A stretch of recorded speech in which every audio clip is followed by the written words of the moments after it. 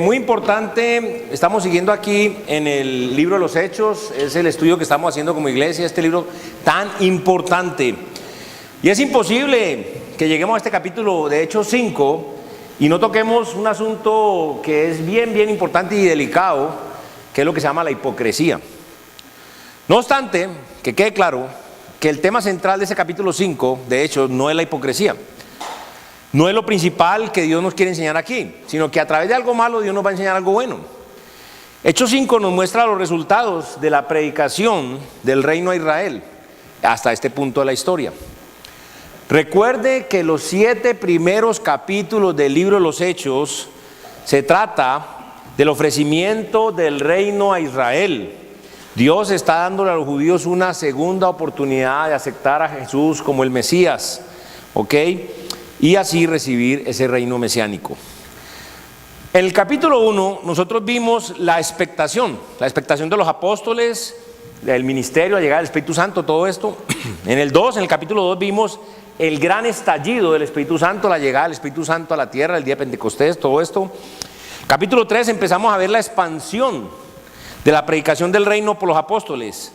Luego en los versículos 6 y 7 veremos la expansión por medio de los diáconos, específicamente Esteban. Pero recordemos que en Hechos 3 los apóstoles predican el reino al pueblo judío, ¿ok? Y en Hechos 4 los apóstoles predican el reino a los gobernantes. Entonces ahora en el capítulo 5 vamos a ver los resultados de esta predicación entre el pueblo y entre los gobernantes de Israel. La división del capítulo 5 es natural, se divide en dos partes, digámoslo así. Los primeros 16 versículos, que es lo que vamos a ver esta mañana, y es que ahí vamos a ver que hay fruto entre los del pueblo, hay fruto. Y en los versículos 12 al 42 vamos a ver que hay frustración entre los líderes del pueblo. Ya están las Biblias ahí, gracias hijo. Si alguien necesita Biblia, levante la mano que con mucho gusto Luis Miguel le está colaborando. Ok, tal vez usted se esté preguntando esta mañana aquí, ¿fruto? No se trata de la muerte de dos hipócritas, de Ananías y Zafira, ¿sí? Pero vamos a ver que su muerte es una señal tremenda, es una señal tal como la sanidad que vimos en el capítulo 3. Y esta señal, como las demás, sirve para confirmar este mensaje de los apóstoles y va a llevar mucho fruto para la gloria de Dios. Entonces, el mensaje de esta mañana es así, como dice allí. Hay mucho fruto entre el pueblo. Y, vamos a orar y a comenzar. Señor Dios Todopoderoso, Padre amadísimo, queremos darte gracias esta mañana por cada preciosa alma, cada persona que está aquí, Señor. Y Padre, te damos toda la gloria y la honra a ti, nos humillamos, Señor. Te pido que uses este tiesto de barro para tu gloria y honra, a pesar de todas mis limitaciones, incapacidad y debilidades tan tremendas, Señor. Te pido que tu palabra corra y sea glorificada, Señor. Padre, haz una obra maravillosa en este primer servicio, en el segundo también, pero en este primero también específicamente que estamos ahora. Que tú nos ayudes a ver y a entender y a comprender lo que tú nos quieres hablar al corazón de cada uno esta mañana, Señor. Y sobre todo pido, Padre, por los falsos convertidos, Señor, para que no se engañen, Señor. Porque si un día mueren pensando que van al cielo, van a despertar en el infierno, Señor. Y de verdad que te lo pido de todo corazón, Padre, que tu palabra corre, sea glorificada y nos limpie, sobre todo esta terrible plaga de la hipocresía, Señor. Que todos en algún momento de la vida lo hemos sido o estamos siendo, como sea, Señor, pero lo hemos sido. No podemos decir, sí, al de al lado, el de adelante, el de atrás, sí, aquel no. Cada quien, Señor, se esté examinando a sí mismo, Señor, delante de ti. Que tú, por medio de tu Espíritu Santo y tu palabra expuesta, haga una obra maravillosa en cada uno de nosotros y cada uno de nosotros nos examinemos delante de ti para tu gloria y honra, Señor. Padre, te lo pedimos, te rogamos y te agradecemos encomendándonos a ti esta mañana. En el precioso único nombre de tu Hijo, quien es nuestro Señor y Salvador Jesucristo. Amén. Vamos a ver dos partes. La primera es el punto 1 que dice que la señal de retribución lleva mucho fruto. Vea lo que dice ahí los versículos 1 hasta el 11. Pero cierto hombre llamado Ananías, con Zafira su mujer, vendió una heredad y sustrajo del precio. Sabiéndolo también su mujer y trayendo solo una parte, la puso a los pies de los apóstoles y dijo Pedro: Ananías, ¿Por qué llenó Satanás tu corazón para que mintieses al Espíritu Santo y sustrajeses del precio de la heredad? Reteniéndola, no se te quedaba a ti y vendida no estaba en tu poder. ¿Por qué pusiste en tu corazón? ¿Por qué pusiste esto en tu corazón? No has mentido a los hombres sino a Dios. Al oír Ananías estas palabras, cayó y expiró. Y vino un gran temor sobre todos los que oyeron. Y levantándose los jóvenes, lo envolvieron y sacándolo lo sepultaron. Pasado un lapso como de 3 horas, sucedió que entró su mujer, no sabiendo lo que había acontecido. Entonces Pedro le dijo: dime, ¿vendiste en tanto la heredad? Y ella dijo: sí, en tanto. Y Pedro le dijo: ¿por qué conveniste en tentar al Espíritu del Señor? He aquí a la puerta los pies de los que han sepultado a tu marido, y te sacarán a ti. Al instante ella cayó a los pies de él y expiró.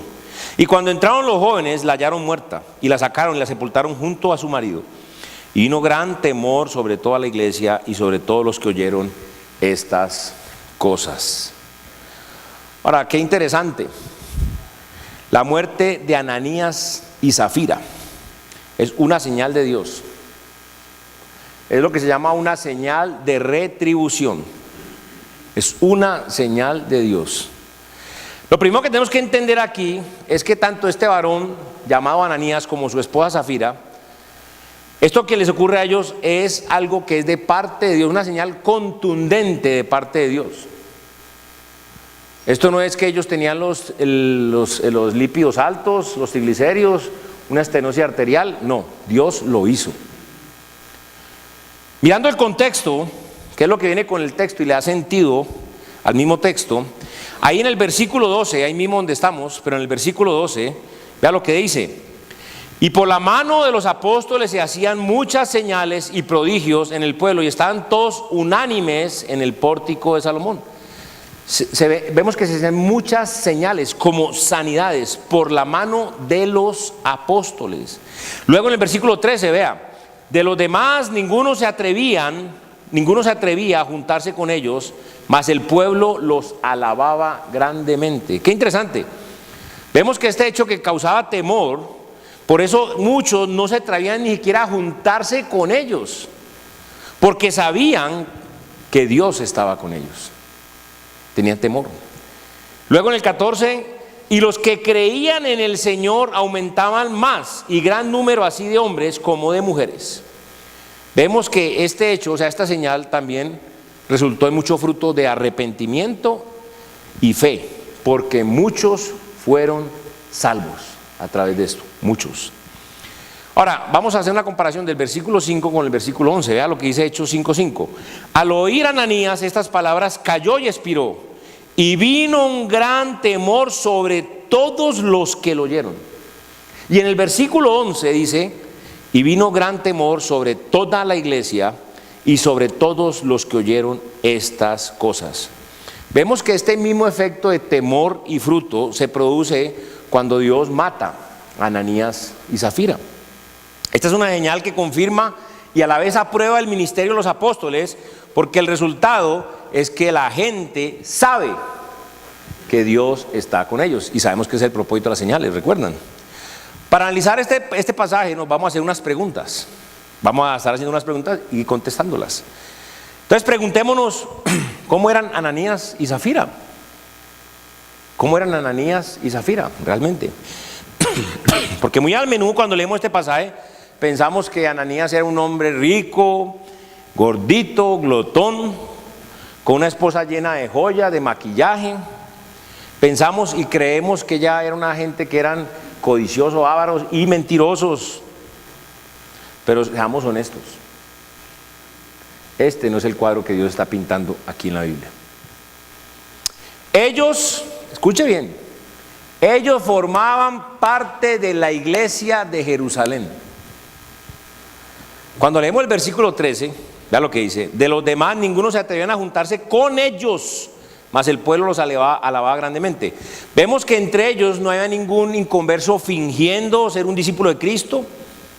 Y si nos devolvemos un poquito en todo este contexto, en el Hechos 4:31, vea lo que dice: cuando hubieron orado, el lugar en que estaban congregados tembló. ¿Y qué? todos fueron llenos del Espíritu Santo. Ella dice, todos menos Ananías y Zafira. Ahí no dice eso. Dice que ¿qué? Todos, incluyendo. Ajá. Y hablaban con de nuevo la palabra de Dios. Vemos que cuando ellos estaban en la congregación, cuando Dios los llenó a todos de su Espíritu Santo, Ananías y Zafira fueron llenos del Espíritu Santo de Dios y hablaban la palabra de Dios con denuedo. O sea, ellos también evangelizaban. O sea, no solamente eran parte de la iglesia, sino que ellos evangelizaban. Escuche. Luego, si pasamos a Hechos 4:32, vea lo que dice. Y la multitud de los que habían creído eran de un corazón y un alma, y ninguno decía ser suyo propio nada de lo que poseía, sino que tenían todas las cosas en común. Ahí podemos ver algo muy importante y vemos que ellos forman parte de la multitud que habían creído. Es decir, que ellos eran salvos. Salvos. Es más, no estoy exagerando lo que voy a decir. Creo que ellos eran mejor cristianos que muchos de nosotros hoy aquí esta mañana. Que algunos de los que están aquí no evangelizan. Eran creyentes salvos y además eran unánimes en oración con los demás creyentes en la iglesia. O sea, mire quiénes eran ellos.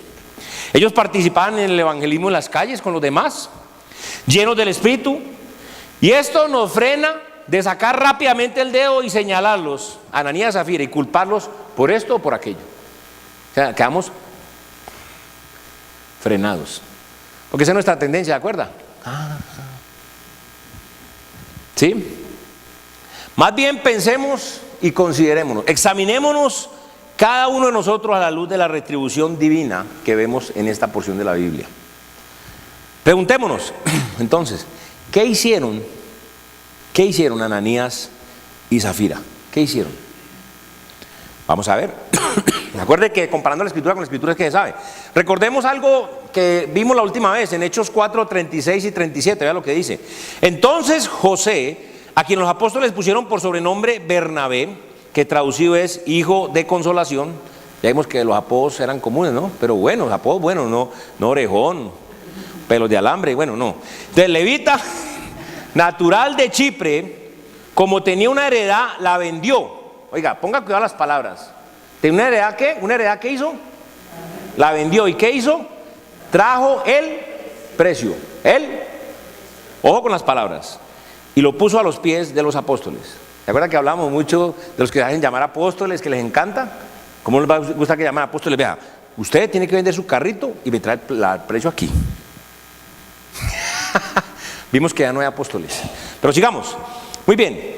O sea, mire, ellos, o sea, Ananías y Zafira vieron cómo Bernabé vendió sus propiedades y dio dinero a los apóstoles para el uso del ministerio. Ellos vieron eso. Ellos lo vieron. Cuando leemos Hechos 5:1, vea lo que dice. Pero cierto hombre llamado Ananías con Zafira su mujer, ¿qué dice? Hombre, hicieron lo mismo con una propiedad que tenían. Exactamente lo mismo que Bernabécito. ¿Sí? El hijo de consolación. ¿Ok? Pero al leer Hechos 5:2, vea lo que dice. Y sustrajo. Eso no decía con Bernabé, ¿sí o no? Dice, lo vendió y lo trajo. Pero aquí dice, y sustrajo del precio. Y mire, sabiéndolo también, ¿quién? Su mujer. Y trayendo solo una parte, la puso a los pies de los apóstoles. Lo que vemos aquí es que Ananías sustrajo del precio, sacó una parte por aquello de las vacas flacas. ¿Ok? Cuando seguimos en Hechos 5:3 y 4, vea lo que dice. Y dijo Pedro, Ananías, ¿por qué llenó Satanás tu corazón para que mintieses al Espíritu Santo? Y sustrajeses del precio de la heredad, reteniéndola, ¿no se te quedaba a ti? Y vendida no estaba en tu poder. ¿Por qué pusiste esto en tu corazón? No has mentido a los hombres, sino a Dios. Ahora, qué tontería, porque Ananías tenía todo el derecho de dar lo que él quisiera. Todo o una parte, ese no era el problema. Es decir, si Ananías no hubiera traído nada, estaba perfectamente bien. Nadie lo estaba obligando a hacerlo. Entonces, aquí el problema va más allá de dar una parte. El problema radica en el motivo de Ananías en hacer esto que hizo, y además en la meta que Ananías quería alcanzar haciendo todo esto que hizo.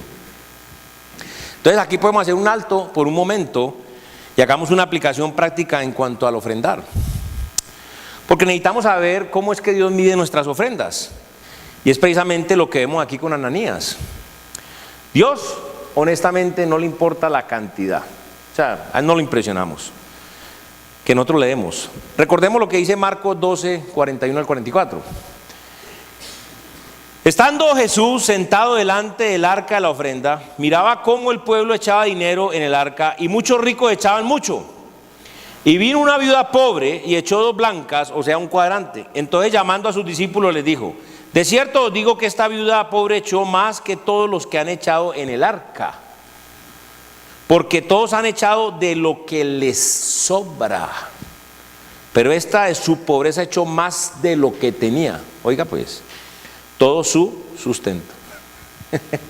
Qué tremendo, ¿no? Vemos claramente que las moneditas de la viuda valían mucho más que el platal de los ricos. Dios mide nuestras ofrendas por el sacrificio, es decir, por cuánto nos duele hacerlo. A algunos creyentes no les duele nada. ¿Sabe por qué? Porque simplemente le están dando las sobras al Señor. No les duele para nada.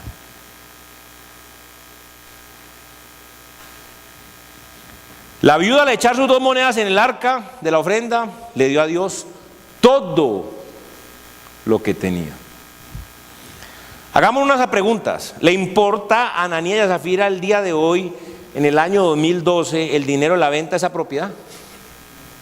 Por supuesto que no. Otra pregunta. ¿Estaban los apóstoles tratando de robarles a ellos su dinero para usarlo para fines personales, para enriquecerse y vivir en prosperidad? La respuesta es nuevamente no, por supuesto que no. Ahora, es una gran lástima que muchos miembros de una iglesia cristiana, una iglesia bíblica, no entiendan que solo son mayordomos de lo que tienen, del dinero que tienen. Hasta que usted no entienda eso, usted solo es un mayordomo de lo que usted tiene. Mucho de lo que usted tiene no es suyo, es de Dios. No entienden que Dios se lo dio, y en unos cuantos años, tal vez pocos, cuando mueran, lo van a dejar aquí en la tierra. Porque nadie puede llenarse su dinero, nadie se lo puede llevar, ni sus riquezas consigo. Bien sea al cielo o bien sea al infierno. Nadie se puede llevar nada, para que sepa. Es realmente una lástima que muchos miembros y asistentes a la iglesia todavía no se han dado cuenta que nadie está aquí procurando enriquecerse con el dinero de las ofrendas que damos aquí. Porque si algo tenemos en esta iglesia bien bonito, para que sepan, y lo aprendí en una iglesia hace mucho tiempo, cuando fueron a chequear a los líderes, a la gente, se dieron cuenta que los más sinvergüenzas eran los líderes de la iglesia, no daban nada. ¿Y saben qué hicieron? Les dijeron: venga, vamos a darles de plazo tanto tiempo y vamos a seguirlo chequeando. Si usted responde todo, sigue siendo líder, sigue siendo maestro de escuela dominical, sigue haciendo esto, aquello, sirviendo lo otro. Si usted no responde, inmediatamente lo quitamos de su puesto, de liderazgo, de servicio, lo que sea. Porque ¿sabe qué? Si usted está aquí en esta iglesia y quiere aparentar como un líder y no hace y no da, usted no es líder, qué pena, porque no cree ni queda lo que enseña, qué tristeza. Entonces hicimos un pacto en esta iglesia desde el principio, desde el puro principio. Y es que marcamos nuestros sobres. Fuera de que aquí también tenemos una contadora espectacular que nos ayuda, y ella nos da un certificado de donación, ¿no es cierto? ¿Se llama así? porque eso le sirve a usted para los impuestos. Entonces, si usted duda de mí o de cualquier otro líder, vaya, chequee, y con mucho gusto la secretaría le prestan la lista y usted se da cuenta cuánto doy yo cada mes y cuánto dan los demás. Lo puede mirar con toda tranquilidad, porque hicimos un pacto de caballero, dijimos, ustedes me chequean y yo lo chequeo. ¿Estamos? Así fue, así lo hicimos y así es, así funciona. Ahora, nuestros libros siempre están abiertos. Si tienen dudas acerca de nuestra integridad, se lo digo. Para muchos hoy hay otras cosas más importantes que la obra del Señor. Cosas como ropa nueva, una casa más grande, un TV nuevo, un combo en el cine,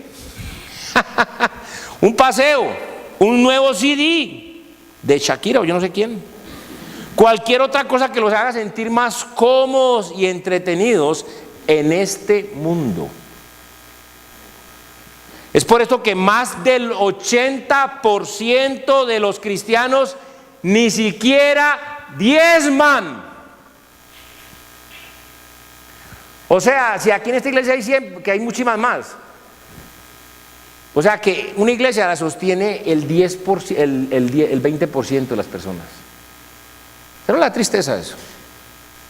¿Usted no se acuerda cuando el Señor sanó a los 10 leprosos y solamente uno volvió y se postró, agradecido, dando la gloria y la honra? ¿Usted quiere ser de ese uno o esos 9? Piénselo. Ahora, si estamos hablando que ni el 80% de los cristianos no diezman, ¿qué porcentaje será el de los cristianos que dan sacrificialmente? Piénselo. Ahí se la dejo. Entonces no seamos tan rápidos en juzgar a Ananías y Zafira, porque puede ser que muchos nos encontremos en la misma situación delante de Dios hoy, aquí, esta mañana. Entonces, preguntémonos, ¿cuál fue el problema con la ofrenda de Ananías y Zafira? El problema fue su hipocresía. En primer lugar, entendamos que ellos no son falsos convertidos. Ellos son hipócritas. Ellos no están fingiendo ser cristianos. Ahora, muchos hoy en día en las iglesias son cristianos hipócritas. Hemos de entender que realmente no hay mucha diferencia entre lo que llamamos cristianos hipócritas o cristianos carnales. Definición de hipócrita. ¿Quién es un hipócrita? Es alguien que finge ser lo que no es en realidad. Esta persona entre semana, de lunes a sábado, va a fiestas, a emborracharse, a bailar, a fornicar, para llegar a la iglesia el domingo con una santa sonrisa, saludando a sus hermanos en Cristo. Eso es hipocresía. Esta persona está fingiendo los domingos ser alguien que realmente no lo es. Su vida de lunes a sábado es una prueba suficiente de que no es salvo. Así es el cristiano hipócrita, porque no es cristiano, no es realmente salvo, solo finge lo que no es. Finge ser cristiano, pero no lo es. Ahora, el cristiano carnal está en el mismo juego del hipócrita. Por esto él no tiene la seguridad de su salvación, porque por su fruto se conoce, y el fruto que se ve en su vida es pura carne. No hay una evidencia de espiritualidad ni la presencia del Espíritu Santo de Dios en su vida. Ahora, puede ser que sea salvo, puede ser que tal vez sea otro hipócrita inconverso. No se sabe, ni él mismo lo sabe. Solo Dios sabe si realmente es salvo o no. La persona que vuelve al vómito del pecado, así como el perro lo hace, es una persona que no se ha convertido. Es decir, una persona que disfruta el pecado, esa persona no es salva. ¿Sabe por qué? Porque esa persona disfruta ofender a Dios. Es un enemigo de Dios, ya hace lo que sabe hacer, simplemente lo está haciendo. Pero si usted peca y quiere salir de ahí inmediatamente y lo hace, pero es que no solamente dice, ¡ay, me sentí mal! No, ¿y cómo? Si se siente mal, ¿qué? ¿Se va a quedar ahí? ¿A quién le gusta tener un cólico bien berraco de barriga y seguir con el cólico? Ah, pero si nos gusta el pecado y seguir en el pecado, ¿cómo es la cosa? Ojo con eso. Entonces, si el cristiano que vive para alimentar su carne, entonces no tiene ninguna seguridad de su salvación. La Biblia no se la da, ni tampoco el fruto en su vida.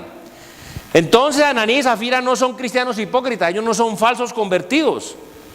Ellos no están fingiendo ser cristianos. Pero entonces ellos, ¿qué están fingiendo? ¿Qué es lo que están fingiendo? La respuesta es lo que muchos cristianos fingen hoy en día.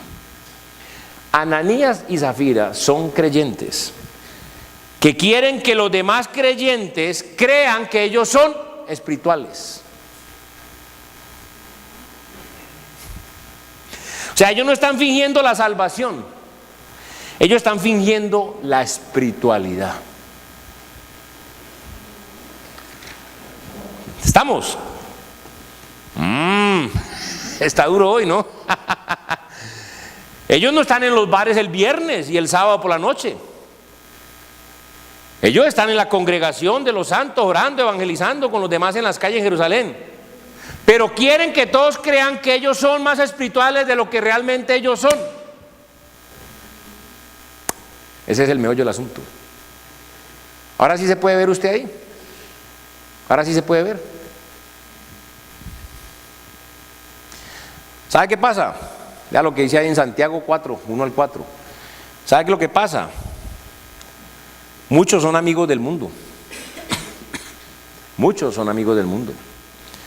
¿De dónde vienen las guerras y los pleitos entre vosotros?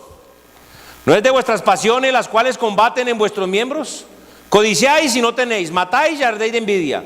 No podéis alcanzar, combatís y lucháis, pero no tenéis lo que deseáis porque no pedís. Pedís y no recibís porque pedís mal, para gastar en vuestros deleites. Oh almas adúlteras, ¿no sabéis que la amistad del mundo es enemistad contra Dios? Cualquiera pues que quiera ser amigo del mundo se constituye enemigo de Dios. Pero aún más, miren lo que dice en 1 Juan 2, 15 al 16. Muchos son amigos de las cosas del mundo. No améis al mundo ni las cosas que están en el mundo. Si alguno ama al mundo, el amor del Padre no está en él. Porque todo lo que hay en el mundo, los deseos de la carne, los deseos de los ojos y la vanagloria de la vida no provienen del Padre, sino del mundo. Eso sí, pero cuando llega a la iglesia o cuando hablan con el pastor ponen otra cara. Casi que se les ve la aureolita. De pronto ya son espirituales. Oh, sí. ¿Cómo no, hermano? Ya quieren hablar de la Biblia y de la obra del Señor. Hermano, ¿sabe cómo se llama esto? Hipocresía. Fingen una espiritualidad que realmente no tienen. Hermano, Dios mató a Ananías y a Zafira por este tipo de hipocresía. Si Él hiciera lo mismo hoy aquí esta mañana, ¿cuántos quedaríamos respirando?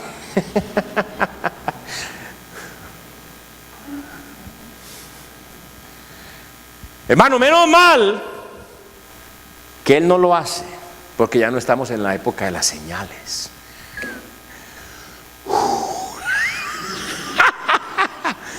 Yo al menos no soy tan hipócrita de decir que no soy hipócrita. El problema es si usted es muy hipócrita para seguir creyéndose que usted no es un hipócrita. Preguntémonos, ¿qué quiere Dios entonces? Bueno, nuevamente veamos lo que dice Hechos 5, 3 al 4.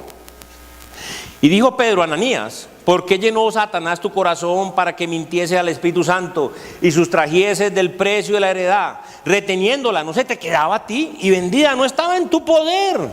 ¿Por qué pusiste esto en tu corazón? No has mentido a los hombres, sino a Dios. ¿Sabe qué quiere el Señor con nosotros? Algo muy sencillo: que seamos reales y genuinos. Es todo lo contrario de ser hipócrita. Aquí no se trata, porque mucho cuidado, porque algunos van a decir: no, es que yo estoy muy real. En el sentido que usted es un vago cochino entre semana y viene aquí a la iglesia igual, de vago y cochino los domingos. No, Dios quiere que seamos reales y genuinos en la fe que profesamos, lo que decimos ser. Si usted dice que es un cristiano, ¿qué está diciendo usted? Usted está diciendo que usted es un seguidor de Cristo, es decir, un discípulo, un alumno de Cristo. En Efesios lo dice. Ese pasaje, busquémoslo por favor, Efesios 4.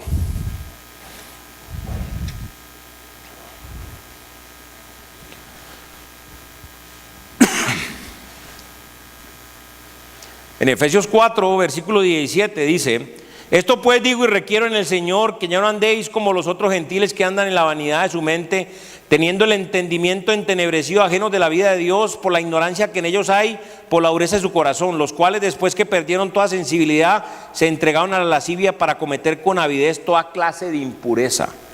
Mas vosotros no habéis aprendido así de Cristo, si en verdad le habéis oído y habéis sido por él enseñados conforme a la verdad que está en Jesús, en cuanto a la pasada manera de vivir, despojados del viejo hombre que está viciado conforme a los deseos engañosos, y renovados en el espíritu de vuestra mente, y vestidos del nuevo hombre, creados según Dios en la justicia y santidad de la verdad. Y le dejo de tarea que lea del 25 al 33, al 32 todo lo que hay que hacer.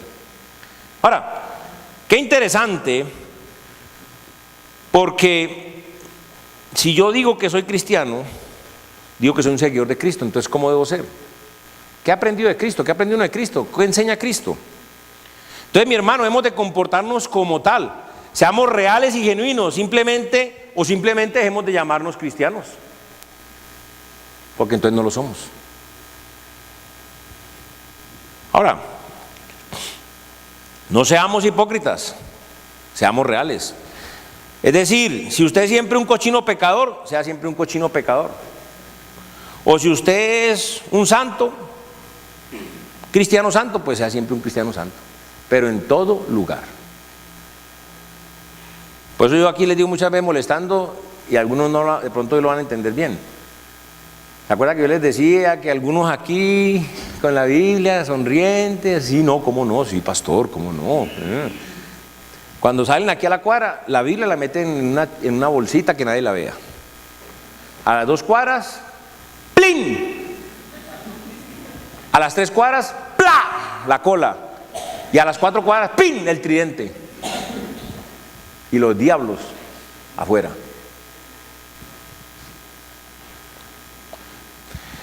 Muy bien, preguntémonos. O sea, hay que dejar la hipocresía. Preguntémonos, ¿cómo logramos este tipo de espiritualidad real y genuina? Nuevamente, veamos Hechos 5, 5 y 5, 11. Dice: al oír Ananías estas palabras, cayó y expiró. Y vino un gran temor sobre todos los que oyeron. Y en Hechos 5, 11, y vino gran temor sobre toda la iglesia y sobre todos los que oyeron estas cosas. Primero, entendamos algo, mis amados hermanos. Dios nos va a juzgar por todo lo que hayamos pensado. Dios nos va a juzgar por todo lo que hayamos dicho. Y Dios nos va a juzgar por todo lo que hayamos hecho. Ni uno mismo, ni ningún otro ser humano se aparta del mal sin un temor genuino de Dios en su vida. El temor de Él como juez justo y el temor por su justo juicio. Vea lo que dice Proverbios 16, 6. Con misericordia y verdad se corrige el pecado, y con el temor de Jehová los hombres se apartan de él. El único remedio es ese: temer a Dios de verdad. Pero yo no puedo decir que yo estoy desobedeciendo a Dios muerto de la risa y que temo a Dios. Eso es una falacia, eso es una mentira. Yo no puedo decir que si estoy consciente que en mi vida estoy muerto de la risa, yo no puedo decir que yo estoy temiendo a Dios. Eso es una mentira, un engaño. O soy o no soy. O estoy o no estoy. Pero no seamos hipócritas. Como verdaderos cristianos hemos de vivir cada día y cada minuto del día pensando en el juicio que cada uno de nosotros hemos de enfrentar. Eso se llama el tribunal de Cristo, recuérdelo. Qué triste, porque Ananías y Zafira estaban pensando en lo que los hombres de la iglesia pensarían de ellos, y no en lo que Cristo estaba pensando de ellos. Ojo que no le pase a usted, que usted aquí aparente y ahí mostrando la cosa para que piensen de usted que usted es muy espiritual. Tiene que estar pensando, es que está pensando Cristo de usted. Eso es lo que importa. La decisión de Ananías y Zafira había sido muy diferente si ellos hubieran temido a Dios y además si hubieran pensado en el juicio de Dios. O sea, si ellos realmente pensaran lo que Dios está pensando de sus acciones, hubiera sido muy diferente lo que hubieran hecho ellos. Entonces, el último aspecto aquí en este primer punto es que debido a la señal de retribución, una señal que confirmó el ministerio de los apóstoles, hay mucho fruto. Son 3 versículos, el primero Hechos 5:5. Al oír Ananías estas palabras, cayó y expiró, y vino un gran temor sobre todos los que oyeron. Vemos que hay un temor entre todos los que oyen de este asunto, imagínense. Es decir, se trató de mentirle a Dios, es un hipócrita, y mire, y ¡plin! Quedó ahí como un pato tieso. De una. ¡Qué susto! Imagino todos, ¿qué me pasaría a mí? Si me voy allá a tratar de pararme a mostrar lo que no soy. En el 5:11. Y vino gran temor sobre toda la iglesia y sobre todos los que oyeron estas cosas. Hay temor tanto en la iglesia como en el pueblo. Qué bendición tan grande. Porque acuérdense que con el temor se aparta del mal. Pero aún más, vea el Hechos 5:14. Y los que creían en el Señor aumentaban más. Y gran número así de hombres como de mujeres. Ahora, con el temor de Dios, los hombres se apartan del mal. ¿Pero qué hacen? Se acercan a Dios. Ahora, uno se aparta del mal para acercarse a Dios. Entonces, si uno es bien inteligente, si me alejo de Dios, me acerco al mal. No hay otra. No hay otra. O sí o sí. Nosotros aquí en Colombia decimos sí o no. Por allá en Centroamérica, los nicaragüenses dicen no, sí o sí. Si usted se aleja del mal, es para acercarse a Dios. Si usted aleja de Dios, se acerca al mal. No hay de otra. Muy bien. Y terminemos aquí con esto cortico. El segundo aspecto, las señales del apóstol llevan mucho fruto. Versículo 12 al 16, vea lo que dice. Y por la mano de los apóstoles se hacían muchas señales y prodigios en el pueblo, y estaban todos unánimes en el pórtico de Salomón. De los demás ninguno se atrevía a juntarse con ellos, mas el pueblo los alababa grandemente. Y los que creían en el Señor aumentaban más, gran número así de hombres como de mujeres, tanto que sacaban a los enfermos a las calles y los ponían en camas y lechos, para que al pasar Pedro, al menos su sombra cayese sobre alguno de ellos. Y aún en las ciudades vecinas muchos venían a Jerusalén trayendo enfermos y atormentados de espíritus inmundos, y todos eran sanados. Observemos la diferencia entre el pueblo, los gobernantes y la congregación de los creyentes. Es lo que dice el versículo 12 al 14, vuelvo y se lo leo. Y por la mano de los apóstoles se hacían muchas señales y prodigios en el pueblo, y estaban todos unánimes en el pórtico de Salomón. De los demás, o sea, ahí ya hablo de 3 grupos. El pueblo, muchas sanidades. Todos unánimes son los creyentes. Y de los demás, estos son otros, que vamos a ver quiénes son. Ninguno se atrevía a juntarse con ellos, mas el pueblo los alababa grandemente, y los que creían en el Señor aumentaban más, gran número así de hombres como de mujeres. Para lo primero que vemos aquí en el versículo 12, vea que dice: y por la mano de los apóstoles se hacían muchas señales y prodigios en el pueblo, y estaban todos unánimes en el pórtico de Salomón. O sea, se hacían muchas señales y prodigios entre el pueblo. Acuérdense que la respuesta de los del pueblo hacia los apóstoles fue diferente que la respuesta de los gobernantes. Entonces, en el pueblo se hacían muchas señales y prodigios, muchos milagros. Lo segundo, en el 13, de los demás ninguno se atrevía a juntarse con ellos, más los del pueblo, más el pueblo los alababa, ¿qué? Grandemente. Cuando habla aquí de los demás, que no son ni de los del pueblo ni los creyentes, dice que ninguno se atrevía a ¿qué? A juntarse con ellos. Cuando estamos hablando aquí de los demás, estamos hablando de los líderes de Israel que vimos en el capítulo anterior, en el capítulo 4. Ahora, ¿por qué sería que ellos no querían juntarse con ellos? La respuesta es porque a los oídos de ellos les llegó la señal de retribución. Les llegó el cuento de lo que ha pasado. Y cuando leemos Hechos 5:5 y 5:11 nuevamente, vea lo que dice: al oír Ananías estas palabras, cayó y expiró, y vino un gran temor sobre todos los que oyeron. Y en el 5:11, y vino gran temor sobre toda la iglesia y sobre todos los que oyeron estas cosas.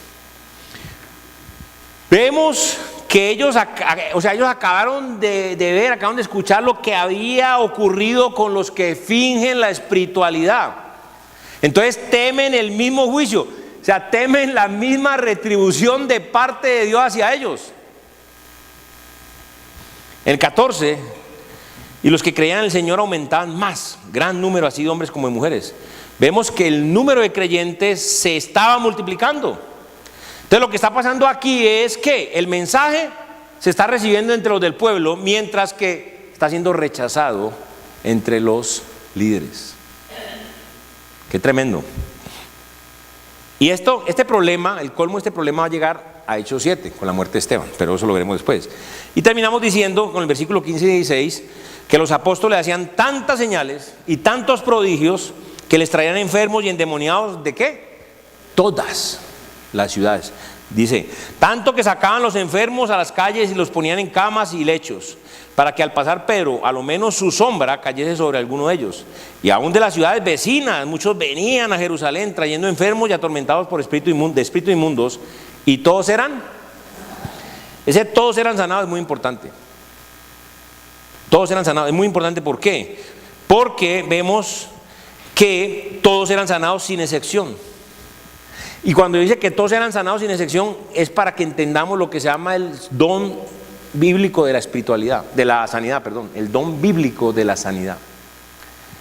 Si usted quisiera expresar o resumir en una frase el don bíblico de la sanidad, sería sin falla y sin fe. Sin falla y sin fe. Si alguien tiene el don bíblico de la sanidad, puede sanar a quien quiera sin fallar, nunca. Y además puede sanar a quien quiera a pesar de que el que está ahí no tiene fe. ¿Estamos o no? Pero acuérdense de los charlatanes de hoy en día. Ay no, le faltó fe, por eso no te pude sanar. El don bíblico era sin falla, sin fe. Sanaban porque sanaban. La sanidad del enfermo no depende de su fe, sino que depende del don que Dios ha dado. Entonces, si alguien tiene el don, no requiere fe de parte del enfermo. La próxima vez que vamos a un charlatán diciendo que tiene el don de sanidad, apliquemos este principio. ¿Qué? Sin falla y sin fe. Sin falla y sin fe. Ah, no, es que este caso está muy difícil. No, que lo lamento. Ay, hermanita, es que le faltó fe. Es un otro charlatán más. Así podemos ver que ese tal charlatán no es ningún apóstol de Dios, porque no tiene señal de apóstol.